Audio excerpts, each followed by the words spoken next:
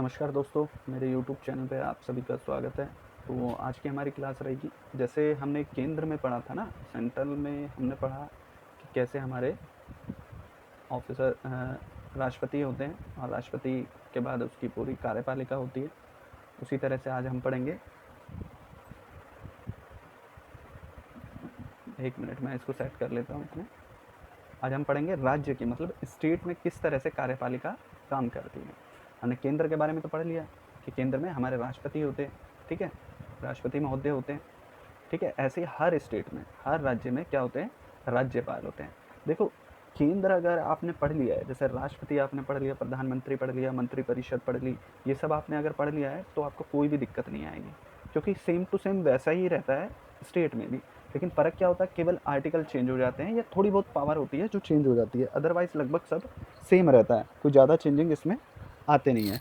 तो हम इसी बारे में पढ़ते हैं। देखो, केंद्र में जैसे राष्ट्रपति, वैसे ही स्टेट में राज्यपाल होता है, और जैसे केंद्र में प्रधानमंत्री होता है वैसे ही स्टेट में क्या होता है, मुख्यमंत्री होता है। जैसे केंद्र का मंत्रिपरिषद होता है, सेम टू सेम वैसा ही मंत्रिपरिषद राज्य में होता है। केंद्र में जैसे अटॉर्नी जनरल होता है, वैसे ही यहाँ पर महाधिवक्ता होता है, ठीक है। तो देखिए, ये पूरा का पूरा किस में दे रखा है, भाग 6 में। देखो, मैंने कॉन्स्टिट्यूशन जब आपको पढ़ाया था, आपको बताया था कि हमारे कॉन्स्टिट्यूशन को किस में बांटा हुआ है, भागों में बांटा हुआ है, ठीक है, भाग में बांटा हुआ है, ठीक है, अनुच्छेदों में बांटा हुआ है, और फिर चैप्टर में बांटा हुआ है, चैप्टर में, ठीक है, चैप्टर में बांटा हुआ है। चैप्टर के बाद किस में बांटा हुआ है, आर्टिकल में बांटा हुआ है। आर्टिकल के बाद किस में बांटा हुआ है, क्लोज में बांटा हुआ है। क्लोज के बाद किस में बांटा हुआ है, सब क्लोज में बांटा हुआ है, ठीक है, सब क्लोज में बांटा हुआ है। तो इस तरीके से हमारा क्या है, कॉन्स्टिट्यूशन है, ठीक है, इस तरीके से। तो अब हम पढ़ते हैं। देखो, भाग में क्या है, हमारे भाग 6 में क्या दे रखा है, भाग 6 में आर्टिकल 153 से 167 के अंदर राज्य की कार्यपालिका के बारे में चर्चा की हुई है, ठीक है। तो पहला हमारा क्या था, पहले हम राज्यपाल के बारे में पढ़ेंगे, फिर हम मुख्यमंत्री के बारे में पढ़ेंगे, फिर हम मंत्रिपरिषद के बारे में पढ़ेंगे, फिर महाधिवक्ता के बारे में पढ़ेंगे। आज की हमारी क्लास रहेगी केवल राज्यपाल के ऊपर। तो देखो, गवर्नर, राज्यपाल, तो केंद्र जिस तरह वही है, जिस तरह से केंद्र में राष्ट्रपति होता है, बिल्कुल उसी तरह से राज्य में राज्यपाल होता है। शासन का प्रमुख प्रधानमंत्री होता है, राज्यों में शासन का प्रमुख कौन होता है, मुख्यमंत्री होता है। तो सेम टू सेम वैसा ही रहता है, बस आर्टिकल इसके चेंज हो जाते हैं, और थोड़ी बहुत पावर में भी चेंज होता है। वो मैं आपको बता रहा हूँ कि राज्यपाल की क्या पावर होती है और क्या नहीं होती है। राज्यपाल राज्य का मुख्यमंत्री की सलाह पे कार्य करता है। जैसे केंद्र में कौन, प्रधानमंत्री की सलाह पे राष्ट्रपति हमारे काम करते हैं। अब इसकी नियुक्ति देखो, नियुक्ति इसकी है आर्टिकल 155 के अंतर्गत। राज्यपाल की नियुक्ति कौन करता है, हमारे देश के राष्ट्रपति करते हैं। और राष्ट्रपति किसकी सलाह पे करते हैं, ये हमारे पीएम की सलाह पे करते हैं, प्राइम मिनिस्टर की सलाह पे करते हैं, ठीक है। राज्यपाल राज्य के प्रमुख होने के साथ साथ केंद्र का प्रतिनिधित्व भी करता है। देखो, अब हमारा क्या है कि हमारी जो सरकार है ना, केंद्र मुखी है, मतलब सारी पावर, सबसे ज़्यादा पावर किसके पास में है, केंद्र के पास है। तो ये केंद्र का जो सेंट्रल गवर्नमेंट है ना, जो सेंट्रल गवर्नमेंट है, ठीक है, वो नियुक्त करती है राज्यपाल को। लेकिन अब क्या होता है, केंद्रीय कानून राज्य में लागू हो रहे हैं नहीं हो रहे हैं, तो ये कौन देखता है, ये हमारे राज्यपाल देखते हैं, ठीक है। तो केंद्र के प्रतिनिधित्व के रूप में कार्य करता है कौन, राज्यपाल। 2 या 2 से अधिक राज्यों का भी राज्यपाल को नियुक्त किया जा सकता है, ठीक है। 2 या 2 से अधिक राज्य हैं, स्टेट हैं, तो उसमें दोनों का इक्वल एक राज्यपाल बना दिया जाता है।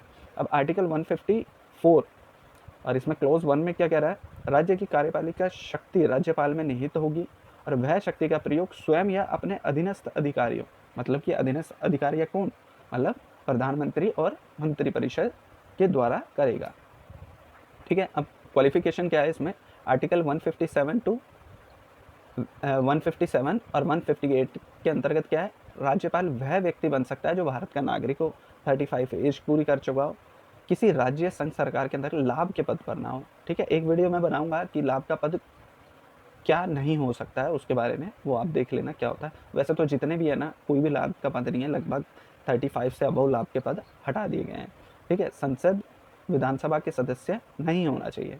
देखो, जो भी संसद या विधानसभा का सदस्य है, जैसे कोई एमएलए है, कोई एमपी है, या किसी को नॉमिनेट किया हुआ है, हाँ भाई आपको हम राज्यसभा में बना देते हैं या विधान परिषद में बना देते हैं, तो इस टाइप का अगर है तो राज्यपाल बनने से उस डेट से ही उसकी सदस्यता क्या होगी, समाप्त हो जाएगी। ठीक है, तो सदस्यता कहाँ की समाप्त होगी, संसद और विधानसभा की सदस्यता समाप्त हो जाएगी। अब देखिए शपथ क्या होता है इसमें, देखो 159 आर्टिकल 159 में राज्यपाल की शपथ के बारे में बताया हुआ है। ठीक है, ये याद रखना 159 में बताया हुआ है। राज्यपाल को शपथ कौन दिलाता है, राज्य के उच्च न्यायालय के मुख्य न्यायाधीश दिलाते हैं। देखो केंद्र में कौन दिलाता है, केंद्र में कौन दिलाता है, राष्ट्रपति को कौन दिलाता है शपथ, हमारे सुप्रीम कोर्ट के प्रमुख जो जज होते हैं वो दिलाते हैं। ऐसे ही राज्यपाल में राज्य के जो उच्चतम न्यायालय होता है ना, हाई कोर्ट होता है, जो हाई कोर्ट उसके जो चीफ जस्टिस होते हैं वो किसको शपथ दिलाते हैं, राज्यपाल को। ठीक है, उनके समक्ष शपथ लेनी होती है। अब आर्टिकल 156 में राज्यपाल राष्ट्रपति के मतलब राष्ट्रपति जब तक चाहेगा जब तक राज्यपाल रहेगा, राष्ट्रपति जब चाहेगा उसको हटा सकता है। देखो राज्यपाल के बारे में है ना पूरी डिटेल आर्टिकलों में नहीं दी हुई है, उसकी नियुक्ति और भाई उसको कैसे हटाया जा सकता है ये सब राष्ट्रपति पर निर्भर करता है। राष्ट्रपति जब चाहे उसको हटा सकता है। ठीक है, कार्यकाल वही 5 ईयर होता है। राष्ट्रपति अपने त्यागपत्र देकर भी सेवा मुक्त हो सकता है, मतलब राष्ट्रपति को त्यागपत्र दे दे तो सेवा मुक्त हो जाएगा। राष्ट्रपति और राज्यपाल को दूसरे कार्य के लिए पुनः नियुक्त कर सकता है। जैसे 5 साल हो गए, 5 साल हो गए तो अब नई सरकार आ गई है, कोई भी सरकार आए या सेम रहे तो फिर वो दोबारा से उसी को नियुक्त कर देता है, मतलब कंटिन्यू रख सकता है। कार्यकाल समाप्ति के पश्चात नए राज्यपाल की नियुक्ति तक पुराना राज्यपाल अपने पद पर बना रहेगा। जैसे केंद्र में राष्ट्रपति, जब तक नया राष्ट्रपति नहीं आता पुराना राष्ट्रपति बना रहता है। ठीक है, राज्यपाल की कार्य और शक्तियाँ वो मैंने बता दिया है कि सेम टू सेम राष्ट्रपति वाली होती है, परंतु क्या नहीं होती वो मैं बता देता हूँ। देखो कूटनीतिक मतलब किसी देश से संबंध बनाने की शक्ति केवल राष्ट्रपति में निहित है। सैन्य शक्ति, सैन्य शक्ति किसके पास है भाई, ऑफकोर्स राष्ट्रपति के पास है। और आपातकालीन शक्ति किसके पास है, राष्ट्रपति के पास है। तो ये तीनों नहीं होती, बाकी लगभग सारी की सारी राज्यपाल में निहित होती है। कार्यकारी शक्ति के बारे में बता देते हैं। कार्यपालिका की शक्ति मतलब सबसे इंपॉर्टेंट क्या है भाई, मुख्यमंत्री की नियुक्ति करते हैं और मंत्री परिषद के सदस्यों की नियुक्ति करते हैं। जो भी मंत्री होते हैं उनको क्या करते हैं, नियुक्त करते हैं ये हमारे राज्यपाल। ठीक है, तो अब देखो इसमें सबसे इम्पोर्टेंट ये होता है कि राज्य लोक सेवा आयोग के अध्यक्ष और सदस्य महाधिवक्ता, राज्य निर्वाचन आयोग, अध्यक्ष की नियुक्ति राज्य वित्त आयोग, राज्य जो भी चांसलर वगैरह होते हैं उनकी नियुक्ति राज्यपाल करता है स्टेट में। देखो कई स्टेटों ने ये छीन लिया है कि भाई जो चांसलर है उसकी नियुक्ति मुख्यमंत्री करेगा। ठीक है, तो ये हर स्टेट में सिमिलर नहीं है, अलग अलग है। तो ये हमारी विधानसभा इसमें चेंज कर सकती है, इसमें कोई बहुत बड़ी बात नहीं है। ठीक है, तो राज्यपाल के बारे में मैं बता रहा था। लेकिन राज्य लोक सेवा आयोग के अध्यक्ष और सदस्य को हटाने की शक्ति राज्यपाल में नहीं है। मतलब वो नियुक्त तो कर देगा लेकिन उसको हटा नहीं सकता। हटाएगा कौन, केवल राष्ट्रपति हटा सकता है। ठीक है, केवल कौन हटा सकता है, हमारे देश के राष्ट्रपति उनको हटा सकते हैं। नियुक्ति कौन करेगा, राज्यपाल करेगा, लेकिन हटाएगा कौन, राष्ट्रपति। राज्यपाल राष्ट्रपति से राज्य के वैधानिक आपातकाल की सिफारिश कर सकता है।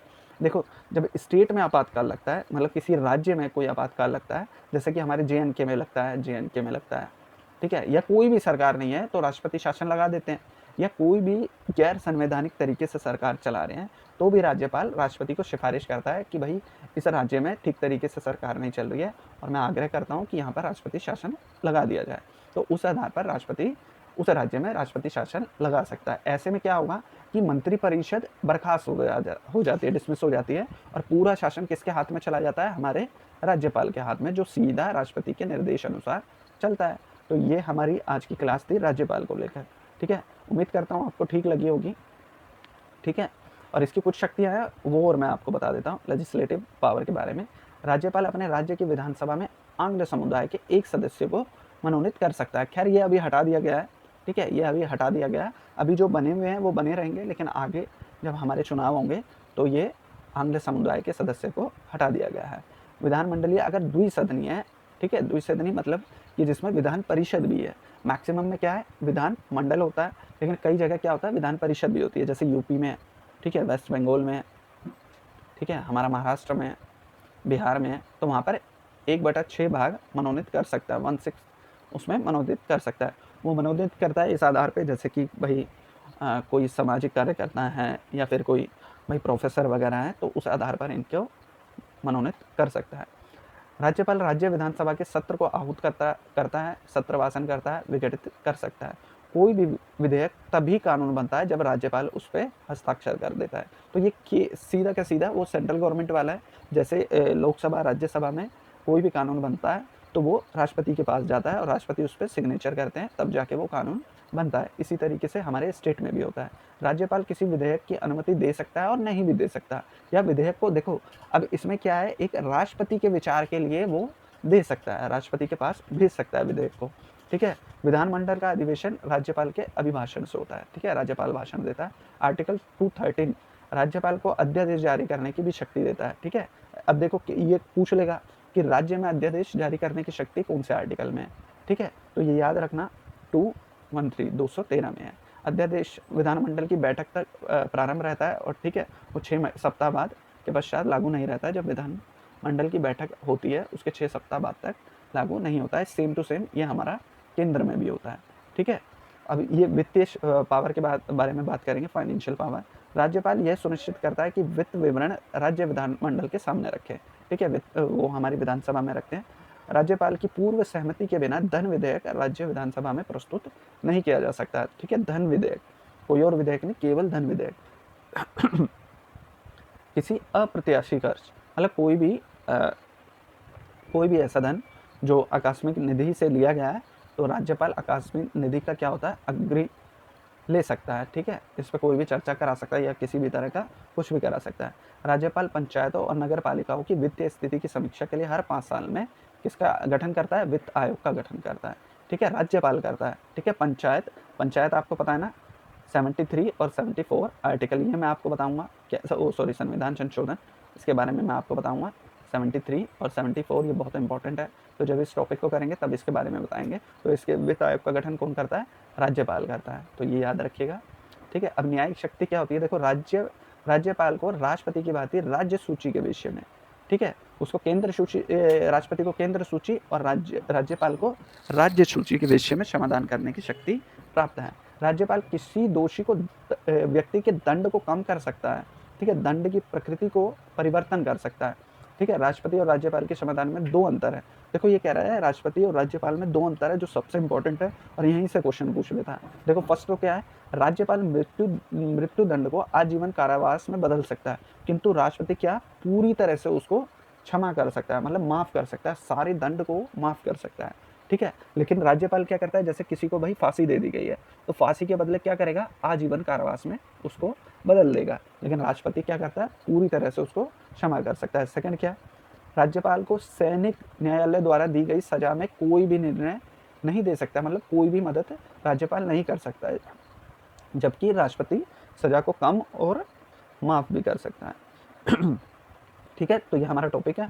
और राज्यपाल उच्च न्यायालयों के साथ साथ जिला न्यायालय, मतलब जो डिस्ट्रिक्ट कोर्ट होती है ना, जैसे हमारे में क्या होता है, हाई कोर्ट के साथ साथ डिस्ट्रिक्ट कोर्ट भी होती है, तो वहाँ पर उनकी प्रमोशन करना, नियुक्ति करना, तो ये सब भी कौन देखता है, हमारे राज्यपाल देखते हैं।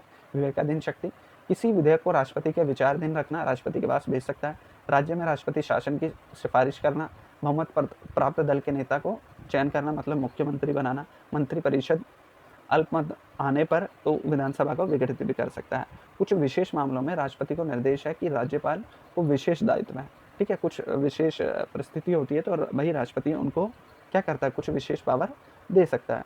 अब देखो वीटो शक्ति मैंने राष्ट्रपति की आपको पढ़ाई दी है, तो अब राज्यपाल की देखो, विधेयक को स्वीकृत कर सकता है, मतलब स्वीकार कर सकता है। ठीक है, विधेयक को अपनी मतलब सुरक्षित रख सकता है, अपने पास रख सकता है। ठीक है, विधेयक को पुनर्विचार के लिए मंत्रिमंडल के पास भेज सकता है। सबसे इम्पोर्टेंट क्या है, वही केंद्र में कि विधेयक संशोधन अथवा बगैर संशोधन किए अगर राज्यपाल के पास पहुंचा दिया जाता है तो वो अपनी परमिशन देने के लिए बाध्य है। ठीक है, तो ये वही केंद्र की तरह है। ठीक है, तो ये इंपॉर्टेंट था। तो राज्यपाल की कुछ परिस्थितियों में विधेयक को राष्ट्रपति के लिए सुरक्षित कर सकता है। ठीक है, विधेयक संविधान के उपबंध का विरोध करता हो, मतलब कोई भी कॉन्स्टिट्यूशन से रिलेटेड है तो वो नहीं कर सकता, वो राष्ट्रपति के पास भेज सकता है। राज्य के नीति निर्देशक तत्व से के विरुद्ध हो, ठीक है, उनके अगेंस्ट हो, ठीक है, और देश हित के अगेंस्ट हो, राष्ट्रीय महत्व का हो, मतलब कोई भी राष्ट्रीय महत्व का टॉपिक हो, ठीक है, और उसके अगेंस्ट हो तो भी कर सकता है। उच्च न्यायालय की स्थिति को खतरे में डाल रहा हो या धन विधेयक से संबंधित हो, तो ये सबसे रिलेटेड हो तो वो राष्ट्रपति के लिए सुरक्षित रख सकता है। देखो ये इम्पॉर्टेंट आर्टिकल है जो हमारे राज्यपाल के हैं, तो अगर डायरेक्ट भी आप इनको पढ़ लें तो आपको बहुत हेल्प मिलेगी। ठीक है, अब मैंने डीपली आपको समझा दिया है, तो ये हमारे आर्टिकल है। तो आर्टिकल करते हैं, राज्यपाल का पद किस में, 153 में। राज्यपाल की कार्यशक्ति किस में निहित है, राज्यपाल में, ये किस में, 154 में। 158 और इसमें क्लोज 4 में क्या है, राज्यपाल की परिउपलब्धियाँ, भत्ते, मतलब भत्ते से रिलेटेड जो भी होंगे कम नहीं किए जा सकते, तो वो इसमें है। 168 में क्या है, आकस्मिक परिस्थितियों में राज्यपाल के कार्य के बारे में, इमरजेंसी में। और 61 में क्षमा के बारे में, ठीक है, कि भाई किसको क्षमा कर सकता है या लघुकरण कर सकता है किसी की सज़ा को। 163 में मंत्रिपरिषद के बारे में, ठीक है, राज्यपाल की सलाह एवं सहयोग के लिए मंत्रिपरिषद होगी। आर्टिकल 200 में क्या है, विधेयक को अनुमति देना, रोकना, राष्ट्रपति के विचार के लिए रखना, तो ये 200 में है। आर्टिकल 201 में क्या है, राष्ट्रपति के विचार के लिए आरक्षित विधेयक राष्ट्रपति द्वारा अनुमति देना या रोकना, मतलब राष्ट्रपति के पास भेजना, उसको आरक्षित कर देता है, वो अनुमति दे या न दे। राज्यपाल अध्यादेश जारी करने की, ये किस में है, 213 में। 233 में क्या है, राज्यपाल द्वारा जिला न्यायाधीशों की नियुक्ति, ठीक है। और 361 क्लोज 2 में क्या है, किसी राज्य के राज्यपाल के विरुद्ध उसकी पदावधि के दौरान, मतलब अगर वो अपने पद पे है तो न्यायालय में किसी भी प्रकार का दंडिक, मतलब कोई भी दंड कार्रवाई नहीं की जा सकती, ठीक है।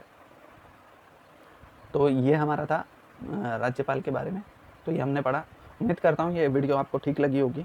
तो देखो, राज्यपाल के साथ साथ क्या होता है, केंद्र शासित जितने भी हमारे होते हैं, जैसे दिल्ली है हमारा, ठीक है, दिल्ली है हमारा, या फिर जो भी है हमारे, जैसे कि पुदुचेरी वगैरह है, जो भी है, वहाँ पर क्या होता है, राज्यपाल की जगह क्या होता है, उपराज्यपाल होता है, ठीक है, उपराज्यपाल होता है। तो उपराज्यपाल के पास राज्यपाल से अधिक शक्ति होती है, ठीक है, ज़्यादा पावर होती है, तो वो कुछ पावर उसके पास एक्स्ट्रा होती है। जैसे दिल्ली में देखें तो पुलिस प्रशासन मुख्यमंत्री के पास नहीं है, हमारे दिल्ली के जो मुख्यमंत्री हैं उनके पास नहीं है, क्योंकि वो केंद्र देखता है, ठीक है। और डीडीए की पावर मुख्यमंत्री के पास नहीं है, ठीक है। तो काफ़ी सारी पावर है जो केंद्र में निहित है, मतलब वो मुख्यमंत्री के पास नहीं है। तो ऐसे ही जितने भी राज्य होते हैं वहाँ पर राज्यपाल होते हैं, और जितने भी केंद्र शासित प्रदेश होते हैं वहाँ पर उपराज्यपाल होते हैं। ज़रूरी नहीं है सभी उपराज्यपाल हों सभी में, तो वो मैंने आपको बता दिया है कि अलग अलग होता है भाई, 2 या 2 से अधिक राज्यों में भी इसको नियुक्त कर दिया जाता है। तो आज की हमारी ये क्लास थी, उम्मीद करता हूँ आपको ठीक लगी होगी। तो प्लीज़ चैनल को लाइक सब्सक्राइब ज़रूर करें और ज़्यादा से ज़्यादा लोग इससे जुड़ें, ठीक है। थैंक यू वीडियो देखने के लिए।